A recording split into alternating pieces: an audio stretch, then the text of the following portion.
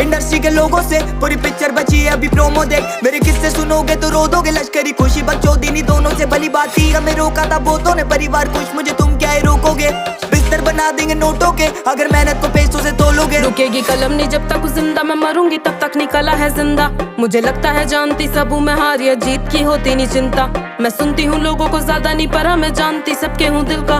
मेरे होते पड़ोसी अमीर जो पैसा या बातें बनाने से मिलता। लो आदत डाल मैं रुकू ये होगा नहीं सोचा नहीं किसी ने, करूंगी सब पैसों से लाखों का भरूंगी पेट में। मुझे नहीं कमाना भरने को घर, पहले भी बोला है मकसद नहीं है मेरा कमाना पैसा या कमाना फेम।